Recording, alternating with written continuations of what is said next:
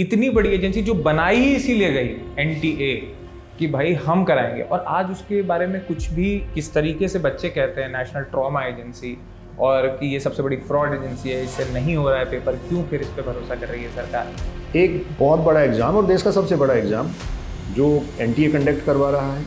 अच्छा, लीक और धांधली की खबरें सिर्फ इस साल नहीं है, कई सालों से कई बार ये होते आए हैं, कई बड़े सवाल उठते चले गए, और मैं बहुत जिम्मेदारी से ये भी कह रहा हूँ कि 2026 से शायद ज़्यादा बड़ा लीक था वो, लेकिन लास्ट में जाते हुए उसको लिमिटेड ब्रीच और लिमिटेड लीक कह के उसको एक तरीके से साइडलाइन कर दिया। ये नीट एग्ज़ाम का पेपर 13 रीजनल लैंग्वेजेज में तैयार होता है। आप डिफरेंट प्रेस और रीजन की जो प्रेस हैं जहाँ से पेपर छपना है वहाँ तक पेपर पहुँचाएंगे। एनटीए ऑफिशियल्स या जो ऑफिसर्स हैं उनकी निगरानी में ये सब होता है। 2 पेपर सेट हमेशा तैयार होते हैं और एनटीए के डीजी सेम डे कंफर्म करते हैं कि कौन सा सेट एग्ज़ाम सेंटर तक जाएगा। इतनी लंबी चेन में कितना सारा ह्यूमन इन्वॉल्वमेंट है, बिक कोई भी सकता है।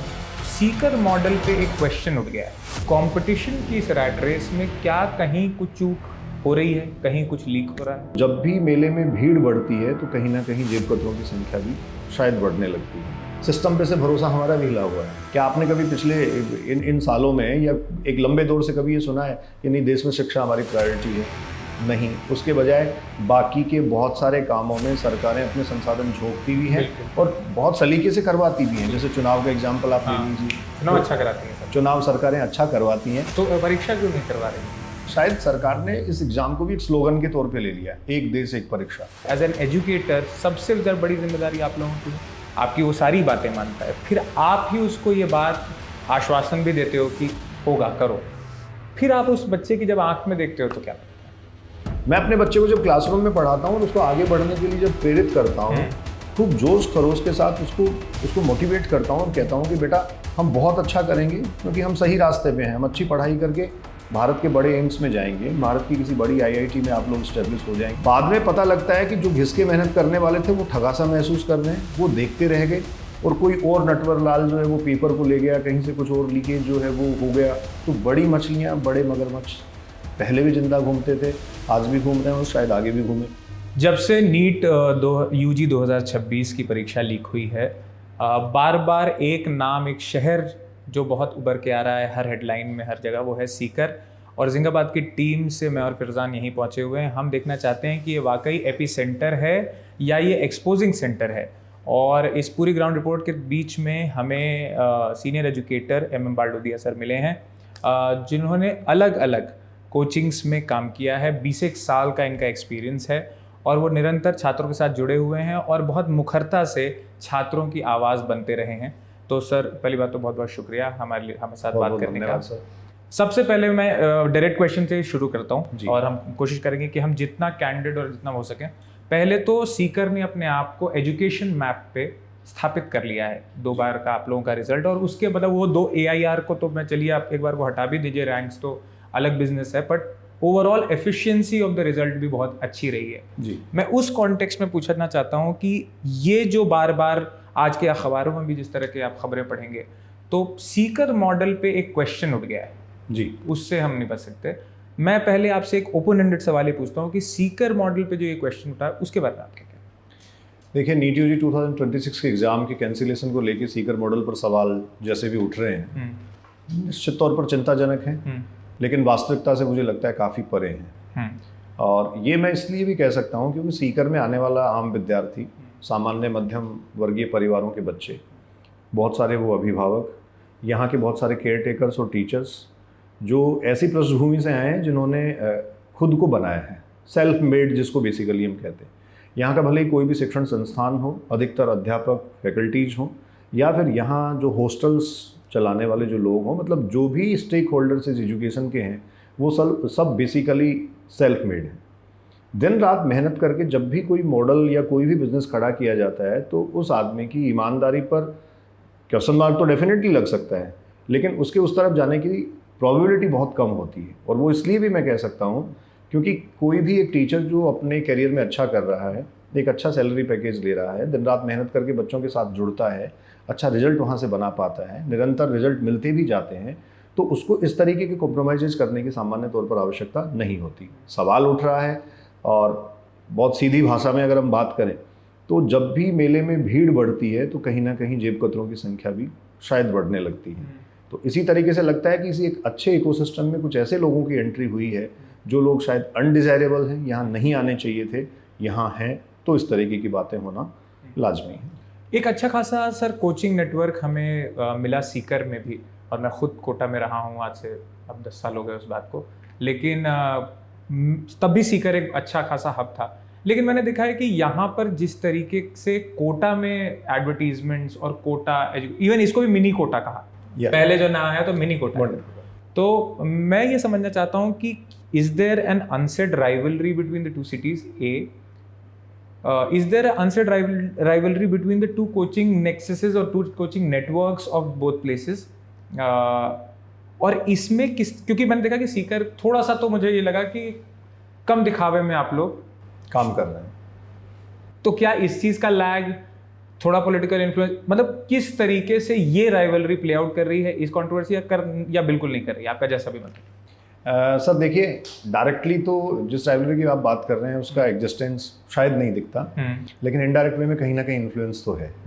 और मैं सीधे तौर पे ये कहना चाहूँगा, खेत खलियान से निकल कर आने वाला एक आदमी, सबसे पहले सीकर में किसी ने शुरुआत की, नो डाउट वो जो इनिशिएशन या शुरुआत थी वो अपने आप में उस दौर में बहुत बड़ी बात होती है। करीब 30 साल पहले सीकर में एक नींव पड़ी। एक तरीके से देखा जाए तो उत्तर भारत के मानचित्र पर सीकर कोई जानता नहीं था, लेकिन जो शिक्षा की एक लकीर खींची गई, उस लकीर को और गहरा करने के लिए रात दिन कई सारे लोग लगे। और यहाँ के कल्चर में एक खास बात ये थी कि बच्चे के साथ मेहनत की जाए और उसकी केयर की जाए, देखभाल की जाए। एक अपनत्व, अपनापन वाली भावना थी, जिस कारण से लोग रात दिन आगे बढ़े। अब जब उस मैप को एक तरीके से उभार मिला, उस नक्शे पे वो जब उभरने लगा सीकर, तो ये सारे लोगों की नज़र उस पर आई। जो लोग दूर दराज के इलाकों से थे, कोटा में ही सिर्फ जाके पढ़ते थे, उन बच्चों के लिए एक आसान और थोड़ा सा सुलभ, आर्थिक तौर पे भी मैं कहूँगा और वैसे भी बाकी संसाधनों के हिसाब से भी सुलभ शिक्षा का केंद्र सीकर बनने लगा। तो कोटा की तरफ जो मूवमेंट था वो एक तरीके से सीकर ने रोका। ये पहली सच्चाई है, इसमें किसी प्रकार की कोई अतिशयोक्ति नहीं है। दूसरी बात, जैसे जैसे यहाँ स्टूडेंट्स आने लगे, स्टूडेंट्स के रिजल्ट्स आने लगे, टॉप रैंक्स भी नो डाउट आने लगी और एक नंबर ऑफ सिलेक्शन है उसका भी एक अच्छा ट्रेंड दिखने लगा, तो फिर से वो चीज़ें तेज़ी से कंपैरिजन में आने लगी। जैसे कोटा और सीकर की बात आप कर रहे हैं। नीट की एग्ज़ाम की अगर मैं स्पेसिफिकली बात करूं तो AIPMT 2015 में लीक हुआ, नीट 16 में भी एग्ज़ाम दोबारा हुआ, लेकिन तब से लेके 2024 तक कोई लीक बीच में सामने नहीं आया। तो देखा जाए तो 15-16 से लेकर 24-25 तक बेसिकली बीच में लीक नहीं था। तो ये जो बीच के 8-9 साल थे, इन सालों में सीकर का रिजल्ट उत्तरोत्तर बढ़ा, सिलेक्शन रेशियो और रेट भी बढ़ा। एक दौर ये जरूर था कि सीकर बहुत बड़ी रैंक्स की बात नहीं करता था, क्योंकि जो स्टफ आता था वो उस ग्रामीण परिवेश का था जिसने कभी सपने देखे ही नहीं थे और जिसको शायद बड़े सपने देखने की इजाज़त भी नहीं थी। वो अपने आप को सोचता था कि मैं भी कभी MBBS करके या मैं भी किसी IT NIT में चला जाऊंगा, किसी देश के बड़े संस्थान में जाके पढ़ूंगा, और उसमें कई सारी बाधाएं उसके सामने थी। तो सीकर जैसे शहर के कोचिंग सिस्टम ने सबसे पहली बात तो आम विद्यार्थी को सपने देखने की आज़ादी दी, और ना सिर्फ आज़ादी दी, हजारों हजार बच्चों को उसी सपनों की बुनियाद पे आगे चलकर उन मुकाम तक, उन जगहों तक पहुंचाया जहां वो जाना चाहते थे। आज देश का शायद कोई मेडिकल कॉलेज, मैं गवर्नमेंट मेडिकल कॉलेज की स्पेसिफिकली बात कर रहा हूं और पूरी जिम्मेदारी से ये कह सकता हूं, शायद कोई गवर्नमेंट मेडिकल कॉलेज, IIT और NIT ऐसा होगा जहां सीकर से पढ़ा हुआ बच्चा ना पहुंचा। तो धीरे धीरे जब उभार इन केंद्रों का हुआ, मतलब कोटा पहले से ही वर्चस्व में था, सीकर जब सामने आने लगा तो सीकर और कोटा का एक कंपैरिजन बेसिकली स्टैब्लिश होने लगा। वो शिक्षा के खर्चे के वहन के मामले में भी था, वो यहाँ के कल्चर के मामले में भी था। कोटा के और यहाँ के कल्चर में थोड़ा डिफरेंस भी था, शायद अर्बनाइज्ड था कोटा कंपैरेटिवली ज़्यादा। राजस्थान का ही अच्छा शहर है, शिक्षा में बड़ा योगदान है, हम उसके योगदान को भी सलाम करते हैं, इसमें कोई दो राय नहीं है। लेकिन शायद मुझे लगता है कि एक वर्चस्व कहीं जब टूटने लगा, बहुत सारे नेशनल ब्रांड्स आने लगे। सीकर में सारे नेशनल ब्रांड्स आज की डेट में मोटा मोटा एग्जिस्ट करते हैं, लोकल कोचिंग इंस्टीट्यूट्स भी हैं, इसके अलावा सारे नेशनल ब्रांड्स भी हैं। तो जब सब ये आने लगे तो कंपैरिजन और तेजी से बढ़ता चला गया। तो ये तुलनात्मक अवस्था जो थी, इसने कहीं ना कहीं लोगों को सोचने पे मजबूर किया, और उस पर जब इस प्रकार के जो प्रकरण होते हैं, जैसे नीट एग्जाम लीक का प्रकरण आप कह रहे हैं, तो वो प्रकरण जब होते हैं तो चीज़ों को फिर हम सब अपने अपने एंगल के हिसाब से, अपनी अपनी दृष्टि के हिसाब से सोचने समझने और देखने लगते हैं। सर मैं यहाँ पर डेविल्स एडवोकेट बन रहा हूँ। महेश्वर पेरी विसिल ब्लोअर रहे हैं इस तरह के बड़े बड़े मामलों में। उनने एक रिसेंटली पोस्ट लिखा कि the seeker is the hub, और उसका सक्सेस रेट 6 टाइम्स होना नेशनल एवरेज के रेज सम आईब्रो, जो कि आंशिक तौर पर एक वैध बात है। मैं जो सवाल जो आपसे कोटा सीकर का पूछ रहा था, क्या कंपटीशन की इस रैट रेस में क्या कहीं कुछ चूक हो रही है, कहीं कुछ लीक हो रहा है? देखिए, चूक और लीक होने की संभावना जो जताई जा रही है या अगर वास्तव में भी है तो वो निश्चित तौर पर हो तो सकती है। इनकार तो पूरी तरीके से नहीं किया जा सकता, और इनकार इसलिए भी नहीं किया जा सकता क्योंकि जैसे बहुत सारी भीड़ यहाँ आई, बाहर से लोग आए। सीकर आज की डेट में कम से कम 15-16 स्टेट्स के बच्चों को कवर करता है, ना सिर्फ कोचिंग एजुकेशन में बल्कि यहाँ का स्कूल एजुकेशन और बाकी के सब जो कॉम्पिटिटिव एग्जाम्स हैं उन सब के कोचिंग इंस्टीट्यूट्स भी यहाँ हैं। तो ओवरऑल एजुकेशन के पॉइंट ऑफ व्यू से वो 15-16 स्टेट्स को कवर करता है। अलग अलग तरीके के लोग आए, अलग अलग भाषाओं के, अलग अलग धाराओं के लोग आए। जब वो सारे लोग यहाँ पहुँचते हैं तो कहीं ना कहीं नेटवर्क बड़ा होता है, और वो जो बड़ा नेटवर्क है उस नेटवर्क में कहीं ना कहीं ऐसे लोगों की भी एंट्री संभव है जो शायद इस सिस्टम के लिए नहीं है, या जिनको सही तरीके से चलकर आगे नहीं बढ़ना है, या फिर सीकर का जो बेसिक कल्चर है उसके हिसाब से उनको नहीं करना है। तो आप जो कह रहे हैं कि सीकर में क्या इस प्रकार की गड़बड़ियों की कोई संभावना बनती है, संभावना से कहीं भी इनकार नहीं किया जा सकता। लेकिन सीकर का जो बेसिक सिस्टम है, सीकर के जितने सारे एजुकेशन स्टेक होल्डर्स हैं, मैं समझता हूँ प्रत्यक्ष तौर पे वो अपने इन्वॉल्वमेंट को नहीं रखना चाहते इसमें, किसी भी प्रकार से वो इस प्रकार के इन्वॉल्वमेंट से बचेंगे। क्योंकि मैंने बहुत करीब से बहुत सारे संस्थानों को देखा है, और सीकर की कोचिंग में भी पिछले 15-16 साल से तो मैं एक्टिवली पढ़ा रहा हूँ। उससे पहले मैंने सीकर के ही स्कूल और कॉलेज एजुकेशन में भी पढ़ा है। तो 20 वर्षों की सीकर की जो यात्रा है, अगर उस यात्रा का ग्राफ भी आप देखेंगे ना, तो शायद आप 2024 में जो सीकर पर सवाल उठे कि क्या सीकर जो है उसी से इतने बच्चे सेलेक्ट हो सकते हैं, तो सीकर की 20 साल की यात्रा का तेजी से बढ़ता हुआ ग्राफ अगर आप देखेंगे तो शायद दोनों को आप कंपनसेट कर पाएंगे। राइट। अब चूंकि आपने ये बताया कि आप लोगों का मॉडल, द सीकर मॉडल जो है वो बच्चों के केयर करने पर रहता है, तो एक जो छात्र और एक शिक्षक का जो रिश्ता है वो तो अपने आप में है, लेकिन यहाँ पर और ज़्यादा केयर अटेंशन उस तरह का है। इस तरह से छात्र जब एक सिस्टम से हारता है अपनी पूरी सावधानी बरतने के बाद से, है ना, मतलब उसके ऊपर तो 1 मिनट की रियायत नहीं है, आपकी वो सारी बातें मानता है, फिर आप ही उसको ये बात आश्वासन भी देते हो कि होगा, करो, फिर आप उस बच्चे की जब आंख में देखते हो तो क्या लगता है? ये गुस्सा आता है कि मतलब helplessness, what is that feeling? ये एक तरीके से दिल तोड़ने वाली जैसी चीज़ें होती हैं। जैसे बचपन में हम सब लोग जब खिलौने से खेला करते थे, कोई एक खिलौना जो आपको बहुत प्यारा है और वो अगर कहीं खो गया या टूट गया है तो बच्चे को बहुत तकलीफ होती थी। पेरेंट्स जो है वो ये कहते थे कि इससे ज़्यादा अच्छा या इसका सेम रिप्लेसमेंट आपको दे देंगे, लेकिन बच्चे को वो ही चाहिए होता है। राइट। ये एग्जैक्टली कुछ वैसा ही है। एक बहुत बड़ा एग्ज़ाम और देश का सबसे बड़ा एग्ज़ाम जो NTA कंडक्ट करवा रहा है। अच्छा, लीक और धांधली की खबरें सिर्फ इस साल नहीं है, कई सालों से कई बार ये होते आए हैं, कई बड़े सवाल उठते चले गए। 2024 में आपने देखा सुप्रीम कोर्ट तक मामला पहुंचा, और मैं बहुत जिम्मेदारी से ये भी कह रहा हूँ कि 2026 से शायद ज़्यादा बड़ा लीक था, वो लीकेज था भी। तथ्यों को रखा, बहुत सारे एक्सपर्ट्स ने भारत भर में ये सब बातें की, लेकिन लास्ट में जाते हुए उसको लिमिटेड ब्रीच और लिमिटेड लीक कह के उसको एक तरीके से साइडलाइन कर दिया गया। तो जो बात हम कर रहे थे कि बच्चे को कम कैसे सांत्वना दे पाते हैं, उसकी आंखों में आंखें मिलाकर कैसे बात कर पाते हैं, या सिस्टम के प्रति कैसे नाराजगी हम जताकर उसको कंपनसेट करते हैं, इसके लिए मैं आपको ये कहना चाहूँगा कि बच्चे को पूरे साल हम बहुत कॉन्फिडेंस से पढ़ाते हैं। क्लास में बोलते हैं कि बेटा देखो यहाँ से कॉन्सेप्ट यहाँ कनेक्ट करेंगे, ये क्वेश्चन आएगा, बहुत घिस के मेहनत करते हैं। हर एक टीचर क्लासरूम में ऐसा करता है। बाद में पता लगता है कि जो घिस के मेहनत करने वाले थे वो ठगासा महसूस कर रहे हैं, वो देखते रह गए, और कोई और नटवर लाल जो है वो पेपर को ले गया, कहीं से कुछ और लीकेज जो है वो हो गया। कई बार डमी कैंडिडेट्स बैठ गए, कहीं OMR टेम्परिंग हो गई, कई सारे केसेज और कई सारी चीज़ें सामने आती हैं। तो फिर सवाल खड़ा होता है कि इस देश में सहने के लिए सिर्फ आम आदमी है, सिर्फ आम विद्यार्थी है। बहुत सारे सीकर के सिस्टम में ऐसे बच्चे पढ़ते हैं। इवन मैं कहूँगा 70-80% स्टूडेंट्स यहाँ वो पढ़ते हैं जिन घरों से वो आते हैं, उन घरों की माताएं, उन घरों के बहुत सारे अभिभावक शायद सिस्टम और सिस्टम के खिलाफ बोला कैसे जाता है, खड़ा कैसे हुआ जाता है, ये जानते तक नहीं। इवन सिस्टम भी नहीं पता होगा उनको। सरकारें वो जानते होंगे, वोट वो डालते होंगे, चुनाव में भागीदारी वो लेते होंगे, सरकार के संसाधनों पर और देश के संसाधनों पर उनका समान अधिकार है, हक है, ऐसा उनके जहन में आज तक आया ही नहीं होगा। वो इन सब चीज़ों को लेकर अवेयर ही नहीं है। तो पीड़ा और तकलीफ होती है, लेकिन फिर वही बात आम आदमी की एक सीमित अप्रोच होती है, वो अपनी सीमितता के हिसाब से ही बात कर पाता है। बच्चों के साथ फिर एक बार as a teacher, as a mentor वो खड़ा होकर कहता है कि बेटा फिर लड़ेंगे, फिर जीतेंगे, चलो बढ़ते हैं, खड़े होते हैं, आगे और अच्छा करके दिखाएंगे, और अच्छा करेंगे। बस यही कुछ चंद पंक्तियाँ होती हैं जिनके सहारे फिर चल पड़ते हैं। सही। आपने जो आपका अब जो जवाब था उसी से मैं उसको डिराइव करूं। 3 स्टेक होल्डर्स मुझे मुख्यतः दिख रहे हैं जो विक्टिम साइड में है, बच्चा, पेरेंट्स और कोचिंग इंस्टीट्यूट जो टीचर्स हैं। मैं बेसिकली टीचर्स की बात करूँ। 3 लोग ये लोग हैं जो इस सिस्टम के मारे हुए हैं, जिनने अपना काम पूरी ईमानदारी से किया। इसमें जैसा कि आपने कहा माता पिता बहुत सारे तो उतने जागरूक ही नहीं।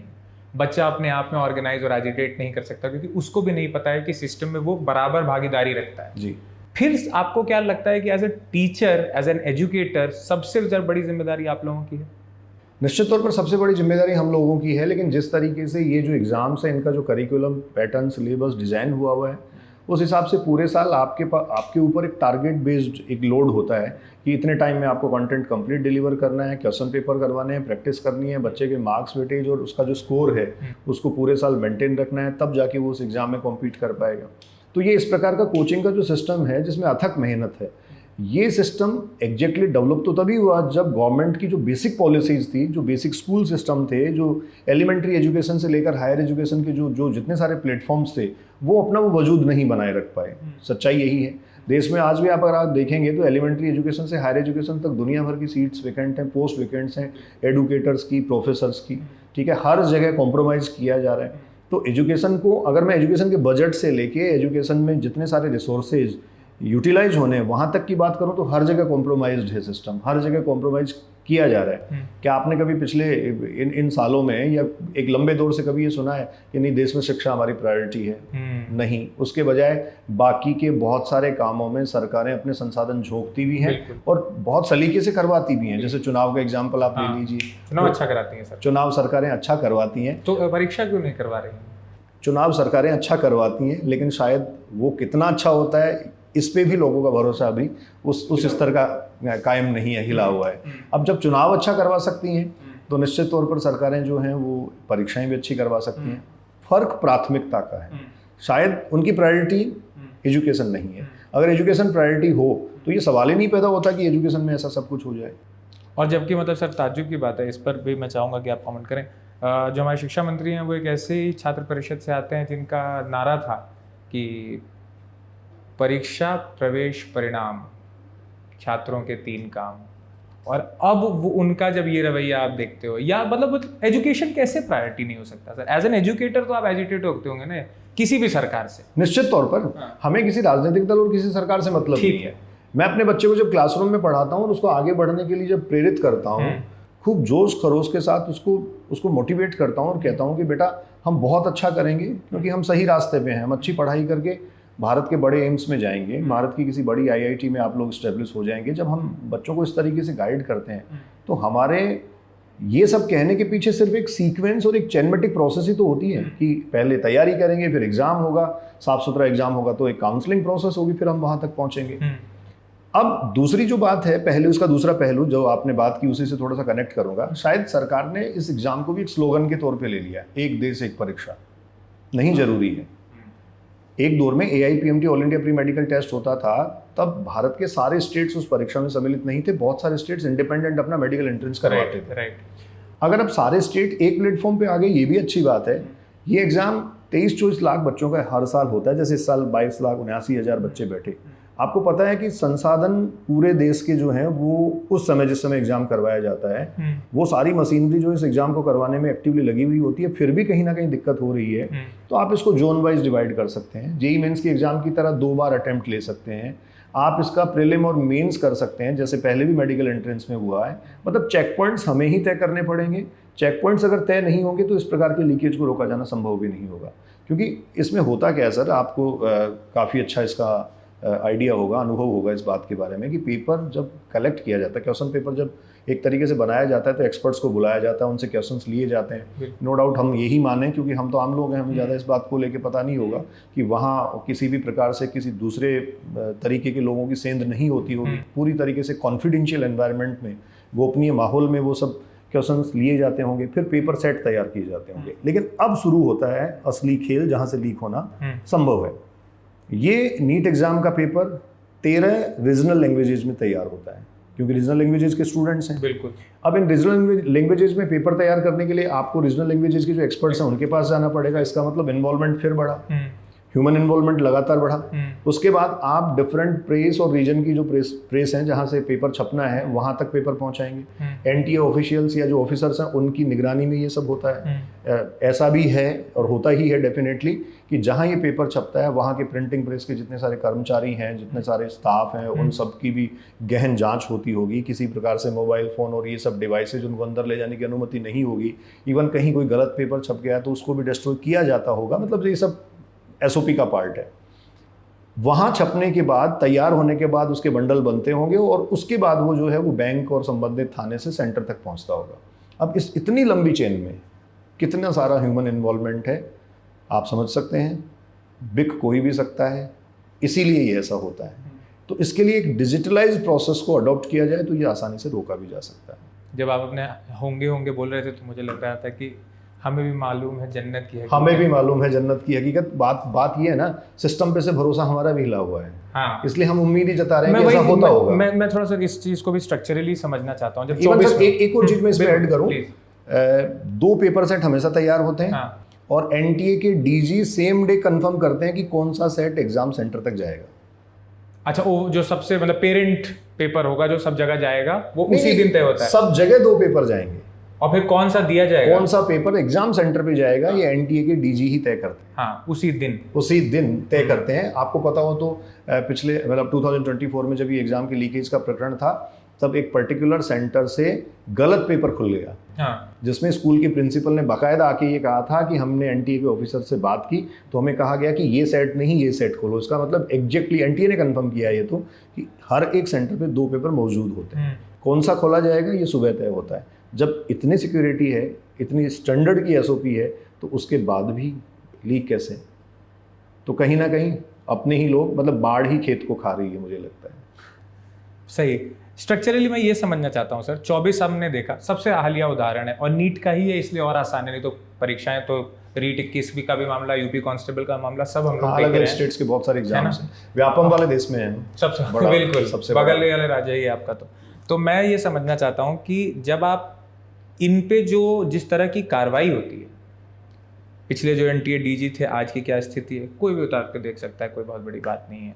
हाँ, उत्तराखंड सरकार में मुख्यमंत्री के प्रिंसिपल सेक्रेटरी, छत्तीसगढ़ सरकार में, माफी चाहूंगा, हाँ छत्तीसगढ़ सरकार में, ठीक है। तो एक तो वो स्थिति देख रहे हैं। मतलब आदमी कह सकता है कि सेंटर से स्टेट गए, डिमोशन हो गया, लेकिन प्रिंसिपल सेक्रेटरी है भाई साहब, बहुत बड़ी पोस्ट होती है और उनको बिल्कुल क्लीन चिट मिला होगा। मैं भी ये सिस्टम पे भरोसा करके ये मान के चल रहा हूँ कि उनको इंटरनल इंक्वायरी में तो क्लीन चिट मिली ही होगी किसी भी तरीके से।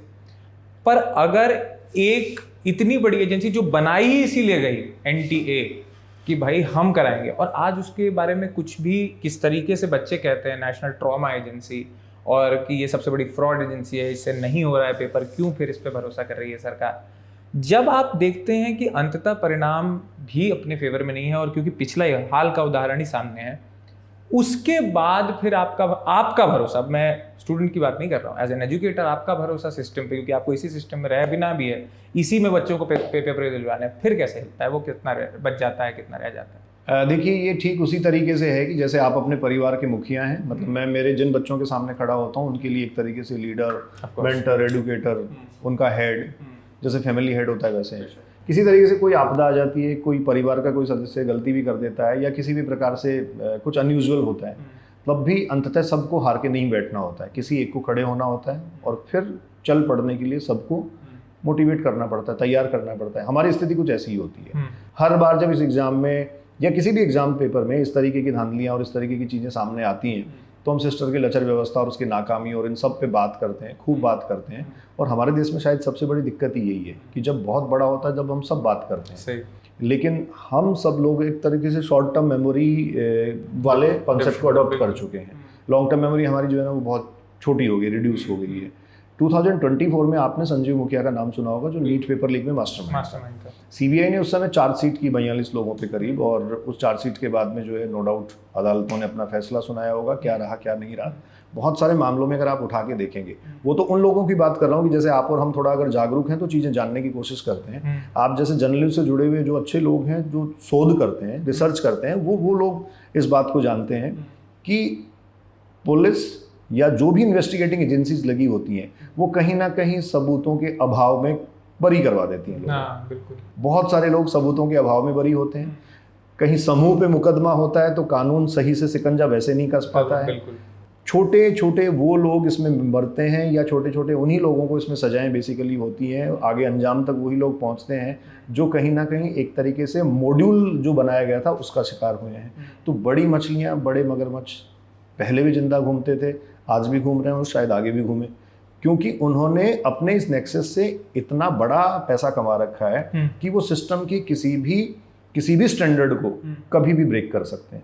हजारों करोड़ के कारोबार उन्होंने इस प्रकार की गलत गतिविधियों से कर रखे हैं, तो उनको इस बात का कोई ज़्यादा डर नहीं होता। वो ऐशो आराम की ज़िंदगी जीते हैं। आपके और हमारे जैसे आम लोग फिर से चर्चा पे बैठते हैं, फिर से बात करते हैं, लोगों को जागरूक करने की कोशिश करते हैं। कई सारे स्तरों पे ऐसा भी देखने को आपको मिलेगा, जब ऐसा होता है तो सरकारें थोड़ा सा पब्लिक के दबाव में जागती हैं। आदर्शवादी कमेटियों का गठन होता है, बहुत बड़े बड़े लर्नेड पर्सन्स लाए जाते हैं, IIM, IIT और कहाँ से आपको ऐसे ऐसे लोग मिलेंगे। वो लोग अपने सुझाव देते हैं, कमेटी अपनी रिपोर्ट पेश करती है। वो कमेटी की रिपोर्ट्स फाइलों के पन्नों में, आजकल डिजिटलाइज हो गया तो कहीं किसी कंप्यूटर के सॉफ्टवेयर में दब के रह जाती हैं। बाद में वो कमेटियाँ सिर्फ आपके जैसे शोधकर्ताओं के लिए अध्ययन का विषय होती हैं, रेफरेंस, इससे कहीं ज़्यादा कुछ भी नहीं। तो है भी सर कि when you don't want a solution form a commission, बहुत आसान है। एक सर, अब मैं एक बार वापस आप पे सीकर पर ही लौटूंगा, क्योंकि एक नैरेटिव एपिसेंटर, लेकिन मैं तो एक चीज़ बहुत, ये मैं कहने में मुझे कोई गुरेज नहीं है कि जो भी व्यक्ति पुलिस के पास गया उद्योगनगर थाने शिकायत लेने, और फिर पुलिस ने उसको लौटा दिया ये कहते हुए कि भाई अफवाह मत फैलाओ, क्योंकि पुलिस में भी एक स्केप्टिसिज्म था, जो भी, फिर वो NTA को मेल करता है, NTA IB को इन्वॉल्व करती है, IB राजस्थान पुलिस को अलर्ट करती है। ये पूरा जो चेन चलता है वो एक व्यक्ति से, अभी जो कि पूछताछ के ही दायरे में है। कहीं ना कहीं कल भी जब मैंने लोगों से बात की तो उन्होंने बोला कि हमें भाई एपिसेंटर क्यों कर रहे हो, हमारी वजह से तो पता है। एक बहुत बड़ी कोचिंग के फाउंडर ने तो ये तक कहा कि भाई बच्चे ने तुम्हारा एक्सपोज किया है इस नेटवर्क को, सही है ना। तो ये सीकर नैरेटिव, अंत में मैं फर्स्ट सवाल को ही आखिरी पे फिर से कॉल बैक कर रहा हूँ, तो आप इसको एपिसेंटर कहेंगे, अपने बच्चे की जागरूकता कहेंगे, क्या इसको कैसे देखेंगे आप इस पूरे नैरेटिव को? फिर से देखिए, जैसा मैंने शुरू में आपको कहा वैसा ही मैं अब भी कहूँगा, कंक्लूड इसी तरीके से करूँगा कि बहुत सारे लोग यहाँ आए तो कुछ गलत लोगों की एंट्री तो नो डाउट इस सिस्टम में हुई है। इस एक अच्छे इकोसिस्टम में सारे कंपोनेंट्स हेल्दी रहें ये ज़रूरी नहीं है। बहुत सारे बैड एलिमेंट्स की एंट्री हुई जो अनडिजायरेबल एंट्रीज हैं। लेकिन ये जो वर्तमान परिप्रेक्ष्य की बात अगर की जाए, 2026 की एग्ज़ाम की बात की जाए, तो पुलिस के पास अगर कोई शिकायत लेके गया तो संजीदगी से पहली बात तो पुलिस को लेना चाहिए था। अगर वो संजीदगी से नहीं लिया गया, उसके बाद वो एक ऑफिशियल प्रोसेस के थ्रू कहीं कंप्लेंट करता है, मतलब NTA में कंप्लेंट फाइल करता है, जहाँ कोई भी विद्यार्थी फाइल कर सकता है, कोई भी अभिभावक कर सकता है। वो कंप्लेंट फाइल करने के बाद वहाँ से थोड़ा सा चीज़ें सेंसिटाइज होती हैं और फिर से प्रोसेस चल पड़ती है। जैसा आप कह रहे हैं, IB को कहा गया, फिर राजस्थान पुलिस SOG को कहा गया। और इसमें भी विशेष तौर पे मैं एक उल्लेख करना चाहूँगा, राजस्थान पुलिस के मतलब SOG और इसके अलावा ADG क्राइम, राजस्थान के 2 जांबाज पुलिस ऑफिसर, IPS नाम आपने सुना होगा, चर्चित नाम है, दिनेश MN और अजय पाल लांबा। बिल्कुल, दोनों की अपनी मतलब बहादुरी और निर्भीकता के चर्चे हैं। तो नो डाउट उन लोगों का एक्टिव इन्वॉल्वमेंट जो है वो इस बात को दिखाता भी है, और परिणाम सामने कि उन्होंने 3 से 4 दिन में बहुत सारी चीज़ें समेट के, परतें खोल के एक तरीके से NTA को अपडेट दे दिया कि ये ब्रीच और ये लीकेज बहुत बड़ा था। तो हम सीकर के हिसाब से ये कहना चाहेंगे कि सीकर में तो बहुत सारे बच्चे और लोग जो थे उन्होंने शिकायत करके एक तरीके से जो बहुत गलत चीज़ हो जाती, छुपी रह जाती शायद, उसको सामने लाए, उसको उजागर किया। और एक शिक्षक होने के नाते भी मैं इस बात का भरपूर समर्थन करता हूँ कि अगर गलत हुआ है, चाहे वो सीकर का व्यक्ति करता हो, चाहे वो कहीं बाहर का व्यक्ति करता हो, एक आम आदमी के, एक आम विद्यार्थी के सपने नहीं टूटने चाहिए। एक आम विद्यार्थी जो उम्मीद लेके किसी संस्थान में घुसता है, किसी क्लासरूम में बैठता है, उसकी उम्मीद और भरोसा हमेशा कायम रहना चाहिए। हमेशा जिंदा रहना चाहिए। और इसमें अगर सीकर का भी कोई व्यक्ति इन्वॉल्व है, अगर किसी संस्थान की संलिप्तता है, अगर किसी व्यक्ति की संलिप्तता है, अगर किसी शिक्षक का इन्वॉल्वमेंट है, अगर किसी बच्चे का, हॉस्टल संचालक, किसी का भी इन्वॉल्वमेंट है, तो जो कड़ी से कड़ी सजा बनती है, जो कड़ी से कड़ी सजा उसको दी जा सकती है, उसका वो हकदार है, दी जानी चाहिए। हम साफ सुथरा एनवायरनमेंट चाहते हैं, सीधे साधे परिवेश से, गाँवों से आने वाले, आगे बढ़ने वाले लोग जो उम्मीदें पाल के धुंधली आंखों में सपने लेके आते हैं और फिर चहक के जाते हैं कि हाँ, हमने वो दुनिया देखने की सोची नहीं थी कभी जहाँ हम पहुँच रहे हैं। तो हम चाहते हैं कि ये दौर बना रहे, सीकर की मेहनत करके आगे बढ़ने की ये जो खूबसूरती है वो बनी रहे। तो मेरे जैसे बहुत सारे सैकड़ों लोग यहाँ इस शहर में ऐसे हैं जो इस बात को मानते भी हैं और इसके लिए लगातार प्रयासरत हैं, जागरूक भी। जाते जाते हमें बस अपनी तरफ से सिस्टम क्या कर सकता है, सोल्यूशंस अहेड, कि यह बच्चा कम से कम एक सार्थक दिशा में देख सके, उसके अगर आपने एज एन एजुकेटर कोई ऑब्जर्व किया हो कि ये अगर हम कर दें तो शायद लीक की जैसी समस्या ख़त्म हो जाए। सर, इसमें 3 से 4 चीज़ें की जा सकती हैं बेहतरी के लिए। सबसे पहला तो आपने देखा होगा 2024 में लीकेज के बाद और बहुत धांधली हमें उसके बाद 25 का पेपर जो उसका स्टैंडर्ड ठीक किया गया। अगर हमें इस एग्ज़ाम की ग्रेविटी हमें मेंटेन करनी है, इस एग्ज़ाम का अपना एक ओरा है, उसको अगर हमें मेंटेन रखना है तो थोड़ा पेपर का स्टैंडर्ड हमें सुधारना पड़ेगा। ठीक बात। दूसरी काम की बात, जैसा मैं कह रहा था कि इसी एग्ज़ाम को प्री और मेंस 2 स्टेप में करवाया जा सकता है, जिससे फिल्ट्रेशन भी अच्छा होगा, हम ज़्यादा अच्छा स्टफ मेडिकल में पुट कर पाएंगे, मतलब प्रतिभाओं को ज़्यादा मौका मिलेगा, सही लोगों को आगे बढ़ने का मौका मिलेगा। क्योंकि लीक करने वाले को अगर वो लीक ही कर रहा है तो फिर 2 बार करना पड़ेगा, जो काफ़ी मुश्किल है। तीसरी चीज़, इस एग्ज़ाम को जेईई मेंस के एग्ज़ाम की तरह 2 से 2 बार करवाया जा सकता है। जैसे जेईई मेंस का एक अटेम्प्ट जनवरी में होता है, दूसरा अप्रैल में होता है, उसके बाद एडवांस का एग्ज़ाम आप जैसा 17 मई को होने वाला है। तो इस तरीके से 2 बार एग्ज़ाम करवाया जा सकता है। और सबसे अच्छा और फाइनलाइज सॉल्यूशन है कि सीबीटी मोड पे एग्ज़ाम जो है वो करवाया जा सकता है। आप देखेंगे जेईई का एग्ज़ाम जो है वो 10-10, 12-12 दिन चलता है, दोनों शिफ्ट में होता रहता है, और फाइनली अलग-अलग दिन पेपर होता है, और डिफिकल्टी लेवल भी अलग अलग होते हैं पेपर के। जो जैसा डिफिकल्टी लेवल होगा ऑब्वियस है परसेंटाइल स्कोर उसी हिसाब से आएगा, तो रिजल्ट में भी कहीं कोई दिक्कत नहीं है। लेकिन शायद मुझे लगता है कि सरकार जो है ना वो एक देश एक परीक्षा वाले स्लोगन का शिकार हो चुकी है। उनके दिमाग में यही बैठा हुआ है कि हमें सब कुछ एक देश एक विधान एक संविधान होना चाहिए, और है भी, लेकिन कहीं ना कहीं उस संविधान की गरिमा को डाइल्यूट तो किया जाता है। तो जब वहाँ नहीं सोचा जाता तो एक परीक्षा के बारे में और एक आम विद्यार्थी के बारे में तो सोचा जाना चाहिए। सही। तो एक से निकलें और बहुत सारे सपने देख सकें, इसके लिए ज़रूरी है कि हर एक स्टेक होल्डर यहाँ बोले। लेकिन मैं इस बात को बार बार, जो मैंने भी ऑब्जर्व किया वो, और जो सर की भी बातों से कंक्लूड हो रहा है, कि बच्चों ने अपना पूरा काम किया, शिक्षकों ने कमोवेश अपना काम किया, कुछ लोग कैसे भी करते हो, लेकिन कुछ शिक्षकों ने बहुत मेहनत से एक एक व्यक्ति के लिए काम किया। जहाँ चूक रहा है वो सबसे बड़ी मशीनरी, सबसे छोटी इकाई अपना काम परफेक्ट कर रही है, सबसे बड़ी मशीनरी चूक रही है। इस पर सब लोगों की राय है, सर ने भी अपनी एक रैशनल राय रखी है। ये वीडियो आपको कैसा लगा हमें कमेंट सेक्शन में बताइएगा, और देखते रहिए जिंदाबाद।